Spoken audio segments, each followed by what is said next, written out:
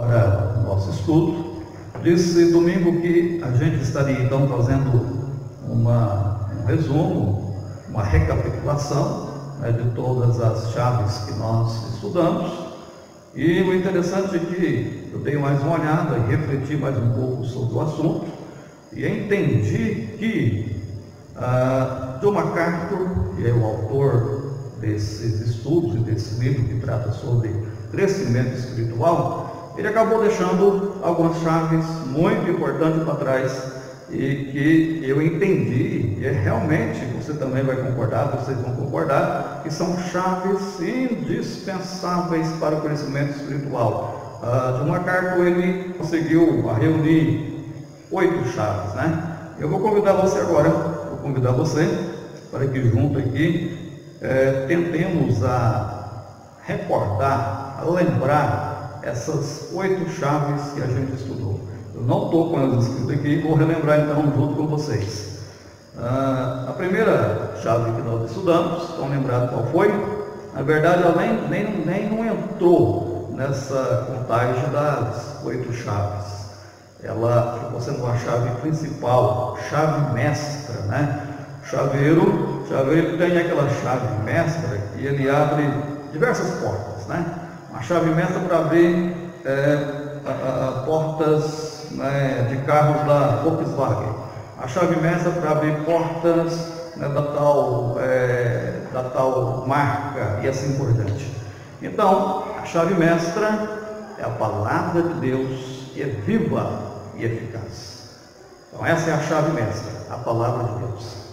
A primeira chave dessa sequência para o crescimento espiritual, após essa chave mestra, é entendermos e ao mesmo tempo colocar tudo em nossa vida com o propósito de glorificar a Deus. Tudo então que existe, que a gente for fazer, deve então ser para a glória de Deus. Meu casamento, meu trabalho, qualquer outra coisa que eu venha fazer, né? A Bíblia chega a dizer que até mesmo o nosso comer deve primeiramente visar a glória de Deus. A segunda chave está ligada com essa primeira, que é a questão então de realmente a gente colocar em prática essa questão de vivermos para a glória de Deus. É você colocar isso em prática na sua vida toda. É você aplicar isso. Viver de verdade, não para você, mas viver para Deus. Viver não para mim, né? Mas viver para Deus. O que quiser ser então para honra e glória de Deus. Essa é a segunda chave. Como então glorificar a Deus? A terceira chave, obediência. Sem obediência não tem como haver crente. Sem obediência a gente não entra no céu. Sem obediência não tem como viver a vida cristã. Essa então é a terceira chave. Nós vimos a quarta chave. A quarta chave está relacionada então com a nossa vida de poder, no sentido de poder para praticar os mandamentos, no sentido então de poder para realizar os trabalhos de Deus, sermos capacitados tanto a fazer aquilo que a gente recebe como ofício, como cargo, a colocar o nosso dom em prática. E essa chave é o enchimento do Espírito Santo. Nós estamos então aí na primeira, segunda, terceira, quarta chave. A quinta chave está relacionada com a oração, mas só com um tipo muito específico da oração, que é a oração voltada para a confissão de pecado, né? É você então abrir a boca perante Deus e dizer: olha, eu pequei nisso, naquilo outro, e eu preciso do seu perdão, eu preciso então da tua graça sendo derramada em forma de perdão na minha vida, e também arrepender, né? Nós somos crentes ainda pecadores, mas pecadores que dia a dia seguem se arrependendo. Então está aí a quinta chave, a confissão. Sexta chave, nós tratamos sobre a questão da oração. A oração é uma chave muito especial. É a chave aí que nos dá a condição de acessar a presença de Deus. É a chave que nos dá a condição de falar com Deus. Enquanto na chave mestra Deus fala com a gente, dessa chave aí, você então destranca essa porta para falar com Deus. É a oração, é essa sexta chave. Vamos então para a sétima chave.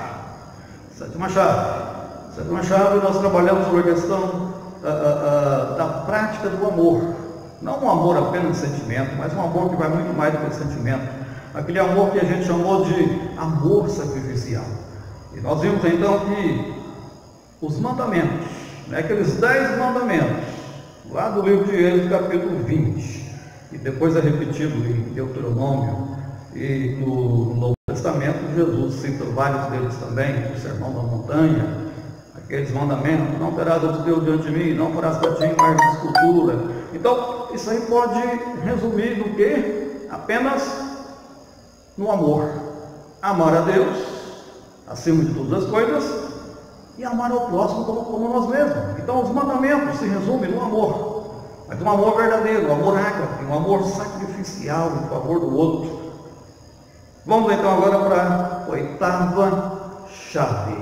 Oitava chave, tratamos quinta passada, é a esperança. Não tem como ser crente se não tiver esperança, porque nós esperamos o agir de Deus na nossa vida, nós esperamos Deus converter mais pessoas, nós esperamos isso, aquilo, outro, e principalmente nós temos a esperança voltada para as coisas do porvir, a volta de Jesus, a coroa que nós temos a receber, a nova Jerusalém que a gente vai habitar, a ressurreição dos mortos, o céu, exatamente isso. Então são coisas que a gente aguarda, está na nossa esperança. Não tem como haver um crente verdadeiro, a não ser que ele tenha na sua vida, no seu coração, esperança. E olhando então para essas 8 chaves, eu vi que ficou 2, pelo menos, do lado de fora.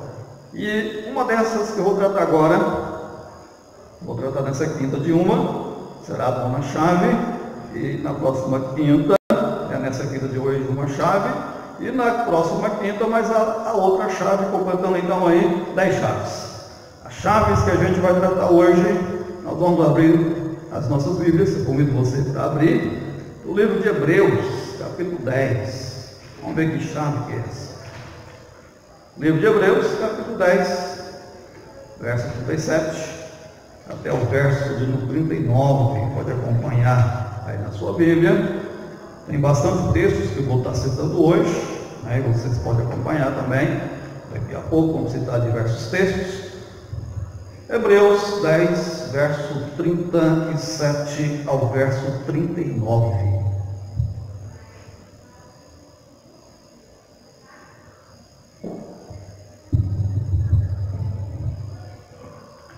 Hebreus capítulo 10, verso 37 ao 39. Nós temos a seguinte palavra de Deus: porque ainda dentro de pouco tempo, aquele que vem virá, e não tardará. Todavia, o meu justo viverá pela fé. E se retroceder, nele não se compraz a minha alma. Nós, porém, não somos os que retrocedem para a perdição, somos, entretanto, da fé, para a conservação da alma. Amém. Pai amado, Pai querido, nós te louvamos, adoramos ao Senhor, bendizemos a Ti. Tu és o nosso Deus, Tu és o nosso Senhor.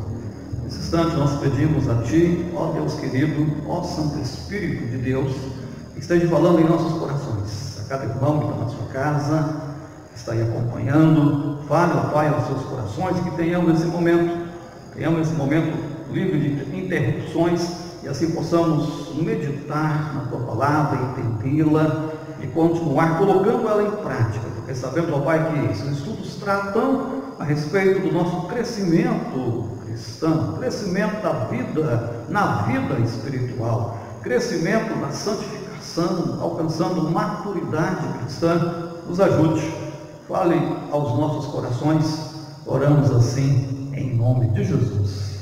Amém. Irmãos, a chave nona é a fé. Não tem como alguém ser crente, não tem como alguém converter se não houver fé. A fé está lá no início da vida cristã.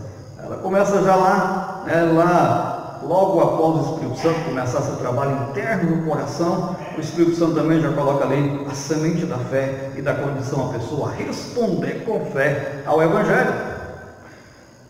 Fé é algo que todo mundo tem. Quero lembrar aqui daquele acontecimento de um jovem que, conversando com um pastor que estava evangelizando, tentando evangelizá-lo, e para descartar o pastor logo, ele falou: olha, rapaz, comigo não adianta não, eu não tenho fé em nada não. E aquele pastor então falou: olha, meu amigo, eu vou dizer uma coisa para você, o ser humano não vive sem fé.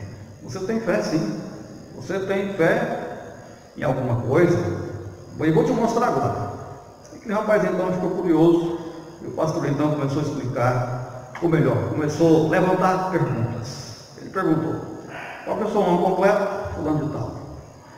Quem que é o seu pai? Fulano de tal. Quem é a sua mãe? Fulano de tal. Quando é mesmo que você nasceu? Aí então ele disse: olha, tal data, no tal mês, no tal ano. E aí o pastor disse: mas você tem certeza que essa data mesmo? Pai, pastor, que isso tem, velho? Bom, mas por que você tem certeza? Ah, porque minha mãe foi lá e registrou, e ela disse que não errou o dia, ela registrou certinho. Aí então o pastor disse: olha, você está colocando essa questão que a gente levantou aqui, te mostra que você tem confiança no seu pai, na sua mãe, naquilo que eles fizeram. Isso é um tipo de fé.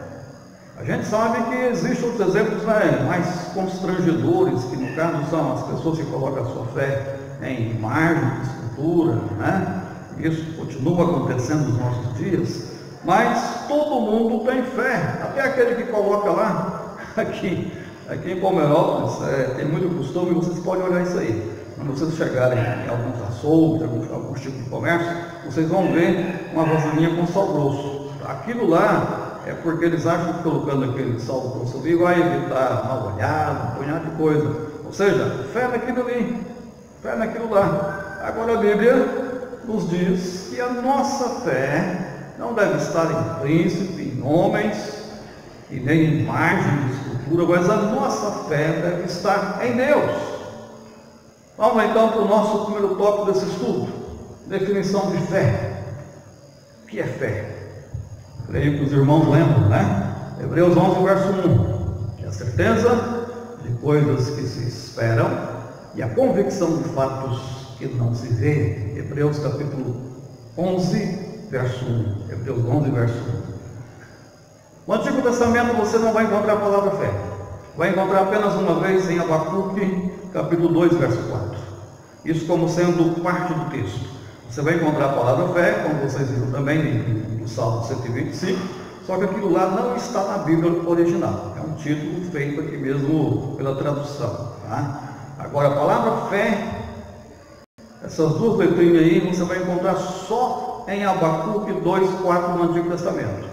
A não ser que essas novas traduções aí começaram a traduzir a palavra confiança pela palavra fé, porque a outra palavra usada no Antigo Testamento para fé é confiança, exatamente isso.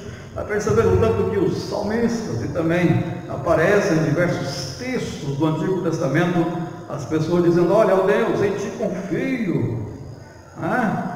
Salmo 62, verso 8, confiai nele, ó povo, em todo o tempo, derramai perante ele o vosso coração. Salmo 40, verso 1, estou colocando aqui alguns exemplos, né? Salmo 40, verso 1, eu vou exemplo da palavra confiança significando fé. Salmo 40, verso de número 1. Esperei confiantemente pelo Senhor, ele se inclinou para mim e me ouviu quando clamei por socorro.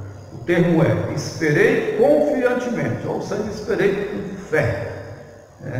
Salmo 125, verso 1, novamente, nós temos a palavra confiança, que significa ali fé. A palavra confiança é um sinônimo no Antigo Testamento com a palavra fé, que é muito usada no Novo Testamento. 125, creio que até os irmãos também sabem de cor, né? Os que confiam no Senhor são como o monte Sião, que não se abala, firme para sempre. E nós temos então agora, no Antigo Testamento, aquele texto que aparece mesmo a palavra fé. E o curioso é que esse texto é citado então em todo o Novo Testamento. Ele acontece ali no final do Antigo Testamento e permeia todo o Novo Testamento. Abacuque, capítulo 2, verso 4. É um texto aí, é difícil de achar. Abacuque, capítulo 2, verso de número 4, é o finalzinho aí do verso 4, que diz assim: eis o soberbo, sua alma não é reta nele, mas o justo viverá pela sua fé. Após o ponto e a vírgula, então, mas o justo viverá pela sua fé. E aí nós vamos encontrar mais uma outra vez essa citação aonde? No livro de Romanos, capítulo 1, verso 17. Romanos capítulo 1, verso 17, citando aqui, a primeira vez, citando esse texto de Abacuque. Olha como aparece, livro de Romanos capítulo 1, verso 17. Visto que a justiça de Deus se revela no Evangelho, de fé em fé, como está escrito, o justo viverá por fé. Finalzinho do verso 17. O justo viverá por fé. Depois nós temos Gálatas, capítulo 3, verso 11. Exatamente isso mesmo, outro livrinho aí difícil de achar, né? Gálatas, capítulo 3, verso número 11, e diz: é evidente que, pela lei, ninguém é justificado diante de Deus, porque o justo viverá pela fé. Isso, finalzinho, porque o justo viverá pela fé. E agora, terminando essa sequência, eu creio que vocês estão lembrados que o texto que a gente leu, o texto base do estudo de hoje, é o que cita exatamente esse versículo de Abacuque 2,4, né, que cita mais uma vez. Verso 37, do capítulo 10 e 38. Porque ainda dentro de pouco tempo, aquele que vem virá e não tardará. Verso 38. Todavia o meu justo viverá pela fé, e se retroceder nele, não se compraz a minha alma. Irmãos queridos, a fé então, ela é o principal instrumento, a fé é a principal ferramenta do crente. Sem fé é impossível o crente converter. Sem fé é impossível haver crente. Tanto é que a gente vai ver daqui a pouco que nós temos um texto de Hebreus que diz que é impossível, né, a pessoa aproximar de Deus sem fé, sem crer que Ele existe. Então, primeiramente, tem de haver a fé. Vamos aí para o nosso segundo tópico. A Bíblia usa no Novo Testamento, além da palavra fé, ela usa muitas expressões figuradas sobre a fé. E quando eu começar a colocar aqui, você vai lembrar que são várias expressões. Uma delas é aquela questão de olhar para Jesus. Quando você olha firmemente para Jesus, significa o quê? Fé. Lembra de Pedro, a gente lembra muito bem de Pedro. Pedro, naquela madrugada, Jesus andando por cima das águas, depois então de passar um vexame, e de gritar, e de dizer: olha, fique tranquilo, sou eu, não sou um fantasma. Pedro então, de certa forma também para remediar a situação, diz: olha, então se é o Senhor que está vindo, me chama para me encontrar contigo por sobre as águas. E Jesus diz: então venha. E Pedro foi. Pedro desceu no barco. Pedro andou um pouquinho por sobre as águas com a maré bastante movimentada, e ele andava olhando firmemente para Jesus. Mas de repente ele teve medo e olhou para as ondas, e naquele momento então que ele tira os olhos de Jesus, ou seja, a sua fé não está mais em Jesus, e pelo contrário se enche de dúvida. O que acontece? Ele começa então a afundar. Hebreus capítulo 11 também vai usar, não é nem o 11, é o 12. Hebreus 12 vai usar essa palavra olhar nesse sentido também de fé, como está aqui no verso 2 do capítulo 12 de Hebreus. Olhando firmemente para o autor e consumador da fé, Jesus, o qual, em troca da alegria que lhe estava proposta, suportou a cruz. Então, o termo é olhando firmemente para o autor da nossa fé, que é Jesus. Nós temos também João capítulo 3, versos 14 e 15, que está voltado nessa questão de olhar para Jesus, quando Jesus mesmo se compara ao ato de erguer aquela serpente lá no deserto. Vamos lembrar daquela serpente que eles fizeram, mandado por Deus. Deus mesmo mandou que eles pegassem uma serpente e colocassem então em uma haste, e tudo aquele então que fosse picado por aquela serpente abrasadora. Naquele momento estava acontecendo uma praga que Deus mesmo realizou devido a eles terem cometido pecados, terem de certa forma feito algumas coisas erradas naquele momento. E aqueles então que eram picados, quando olhavam para a serpente, eles eram curados. Mas aqueles que, sendo picados, não olharam para a serpente, eles não foram curados. João capítulo 3, versos 14 e 15 diz: E do modo porque Moisés levantou a serpente no deserto, assim importa que o Filho do Homem seja levantado, para que todo que dele crê tenha a vida eterna. Tem aquela ideia de você olhar para Jesus, né? Como aquele povo no passado olhou para a serpente e foram então curados das suas picadas. Uma outra figura usada no Novo Testamento para a fé é beber água da vida. Jesus diversas vezes no ministério dele, ele chegou oferecendo água. O mais conhecido para nós é aquele que aconteceu ali em Samaria com a mulher samaritana, lá em João 4, 13, verso 13 e 14. Ele diz: olha, se você soubesse que quem está falando com você tem uma água, e se você beber você não vai mais precisar de água, você era que ia pedir água para mim. E aí ele oferece então para aquela senhora uma água que matava a sede de verdade. Então essa ideia de matar a sede, beber água, receber a água de Cristo, está também voltado para a questão de colocar a fé em Cristo. O texto é Evangelho de João, capítulo 4, verso número 13 e 14, onde diz assim: Afirmou-lhe Jesus: Quem beber desta água tornará a ter sede. Aquele, porém, que beber da água que eu lhe der, nunca mais terá sede. Pelo contrário, a água que eu lhe der será nele uma fonte a jorrar para a vida eterna. Uma outra linguagem que nós temos figurada para a fé no Antigo Testamento, e essa é a mais conhecida, é receber Jesus como Senhor da vida dele. Ou, colocando os termos melhor, a pessoa receber Jesus como sendo o Senhor da sua própria vida.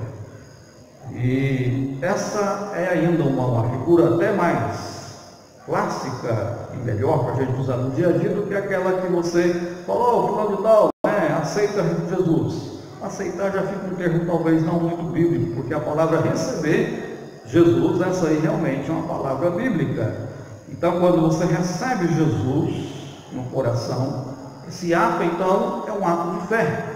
Não tem como hoje você fazer como Zaqueu, abrir a porta da sua casa para Jesus entrar, mas você pode então abrir o seu coração para Jesus entrar. Você pode então receber Jesus na sua casa, no seu coração, na sua vida, e isso é um ato de fé.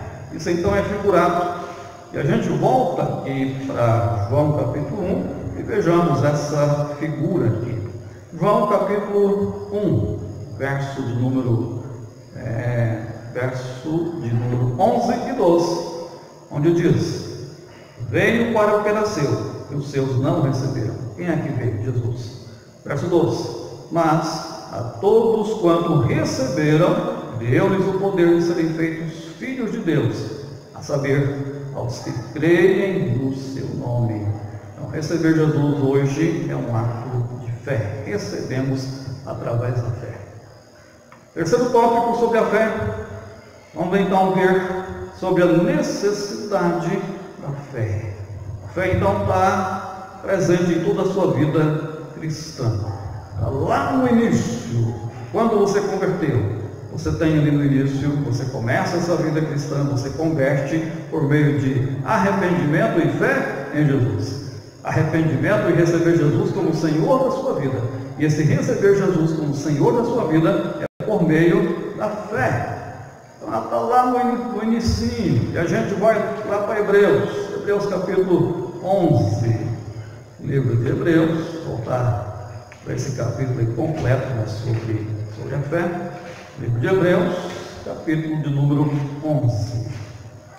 Hebreus 11, verso de número 6. Olha só o que a gente encontra aqui. Hebreus 11, 6. De fato, sem fé é impossível agradar a Deus, porquanto é necessário que aquele que se aproxima de Deus creia que Ele existe e que se torna galardoador, ou então recompensador, né? Abençoador dos que o buscam. Então, sem fé é impossível você ser abençoado por Deus. Sem fé você não passa pela conversão. Irmãos queridos, sabemos também que a necessidade da fé, além, né, de ser para a salvação no início da nossa vida cristã, ela continua sendo necessária no processo de crescimento e no decorrer da vida cristã. Tá? Eu ouvi uma afirmação interessante esse dia para trás, e é verdadeira, é que a fé que você teve no ano passado não vale para hoje. A fé que você teve ontem foi para ontem. Hoje, novamente, eu devo continuar exercendo a minha fé. Essa questão da fé, ela é um exercício diário. Tá? É um exercício diário. É como respirar. É um exercício permanente, deve ser permanente na vida do crente. Então, para a gente viver a vida cristã, vencer as provações, a gente quis crescer na vida cristã, nós precisamos de exercer dia a dia a nossa fé. Abraão, assim como Abraão, é o momento que a gente é provado. E as provações surgem, também surgem as tentações. E é pela fé que a gente vence isso. Abraão, então, ele foi aprovado, na aprovação pela qual ele passou. E está aqui no capítulo 11, verso 17 até o verso 19, a gente sabe qual foi a aprovação. Foi Deus pedir o único filho que ele tinha, um filho da promessa, Isaque, para ser ofertado em sacrifício a Deus, né? Matá-lo e queimá-lo como oferta para Deus. Sabemos que Abraão realmente fez isso. Olha aqui, Hebreus 11, verso 17 a 19. Pela fé, Abraão, quando posto à prova, ofereceu Isaque. Estava mesmo para sacrificar o seu unigênito, aquele que acolheu alegremente as promessas. Então, no coração ele fez isso. A quem se tinha dito, em Isaque será chamada a tua descendência. Verso 19. Porque considerou que Deus era poderoso até para ressuscitá-lo dentre os mortos, de onde também figuradamente o recobrou. Porque realmente no coração Abraão, ele ofereceu aquele filho, ele ofereceu seu filho para Deus, sim. No momento que ele ergue o cutelo para dar o último golpe, né, para dar o golpe final, é que o anjo brada com ele, ele oferece aquela ovelha que fosse sacrificada em lugar de Isaque. Irmãos queridos, nós passamos então por lutas, provações, dores, sofrimentos, e a gente vence isso, a gente atravessa isso, a gente suporta isso por meio da fé. Não há outra maneira. É como a gente viu o versículo dizendo: o justo viverá pela fé, todavia o meu justo viverá pela fé. Essa é a maneira pela qual então a gente cresce na vida cristã e supera os obstáculos. Isso mesmo, supera os obstáculos. Até mesmo é a fé que nos dá condição de apropriar, né, receber as bênçãos de Deus. Essa questão da oração. A oração, para você orar, é necessário fé. Lembra lá do livro de Tiago, capítulo 1, verso 5? Tiago, capítulo 1, verso 5. trata sobre essa questão da necessidade da fé na oração. Se porém algum de vós necessita de sabedoria, peça a Deus, que a todos dá liberalmente, nada lhes impropera, e ser-lhe-á concedido. Verso 6. Peça, porém, com fé, em nada duvidando, pois o que duvida é semelhante à onda do mar, impelida e agitada pelo vento. Então é necessário fé. Nós temos também lá no livro de Marcos, capítulo 11, verso 22 e verso 24, mais outro texto está tratando sobre a necessidade da fé no dia a dia e de exercer fé nas nossas orações. Marcos, livro de Marcos, capítulo 11, verso 22. Livro de Marcos, capítulo 11, versos 22, 23 e 24, nos diz assim. Estou acabando de chegar no texto.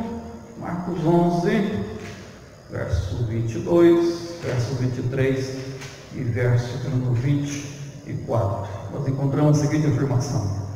E contudo vos digo, aqui está em Mateus, livro de Marcos, vamos lá, Marcos 11, verso 22, 23 e 24. Jesus então diz para os discípulos, ao que Jesus lhe disse, tende fé em Deus. Porque em verdade nos afirmo que se alguém disser a este monte, ergue-te e lança no mar, e não duvidar no seu coração, mas crer que se fará o que diz, assim será com ele. Assim será com ele. Verso de número 24. Por isso vos digo que tudo quanto em oração pedirdes, crede que recebestes, e será assim convosco. Então temos de orar crendo que Deus vai agir em resposta à nossa oração. O que é isso? Fé. Porque a fé, como eu disse ainda quinta passada, ela também engloba a esperança. Então lembraram das três principais virtudes, de acordo com 1 Coríntios 13, 1 Coríntios 13, verso 13, vai dizer que nesse momento permanecem a fé, a esperança e o amor. Claro, entre esses três o amor é o maior, mas a fé é completamente necessária na vida cristã. Ela é indispensável na vida cristã. Quando nós oramos e colocamos também o nosso pecado, as nossas falhas perante Deus, a gente recebe o perdão também como? Por meio da fé. Se você não creu ali que Deus te perdoou, você vai continuar carregando aquele peso. Estão entendendo? Outra coisa também, a fé, ela te habilita a aproximar de Deus, com maior liberdade. Vamos também dizer, com mais ousadia, não que a gente merece alguma coisa de forma alguma, mas é por meio de Jesus, por meio da obra de Jesus, é que nós entramos no Santos dos Santos e assim colocamos diante dele o nosso pedido, colocamos diante dele a nossa oração, a nossa petição. Então, portanto, a fé é indispensável na vida cristã. O quarto e último tópico sobre a fé, tratando então nessa noite, com certeza tem muito mais coisa para tratar sobre a fé, é um assunto extenso na Bíblia, é um desses assuntos que tem até um texto completo, como a gente viu, Hebreus 11. Quarto tópico é a fé como um conjunto de crenças e confessamos. Irmãos, não tem como nós sermos cristãos também, a não ser que a gente tenha um conjunto de certezas, certezas doutrinárias, certezas que a gente aguarda que vai acontecer, e muitas dessas que estão bem pela frente. Ou também algumas crenças em ensinos bíblicos doutrinários, que a gente confessa. Por exemplo, nós cremos e confessamos que o homem e a mulher pecaram no Jardim do Éden e aquilo levou eles a uma queda. O mundo não é como deveria ser. O mundo então ficou contaminado pelo pecado. Já nascemos então contaminados pelo pecado. Isso é chamado então de pecado original, a queda do homem e da mulher lá no Jardim do Éden. Nós cremos na existência do mundo espiritual. Existem anjos bons e também demônios. E sabemos que os demônios estão na terra, infelizmente. Outras crenças que nós cremos que Jesus já veio uma vez, e que muitas profecias foram cumpridas na primeira vinda de Jesus.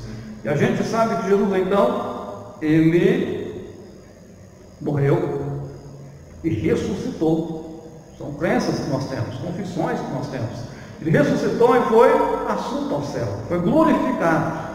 E hoje ele está à direita de Deus Pai. Só que ele vai voltar. Isso também é uma crença que nós temos, não podemos perder essa fé, essa crença. Tá? E nós cremos também sobre algo que hoje a sociedade está perdendo esse conhecimento. A sociedade hoje já não mais crê que o ser humano pecou no Jardim do Éden, não mais crê que nós somos pecadores, como também não crê que existe inferno e céu. Não crê no dia de juízo. E nós temos essa fé.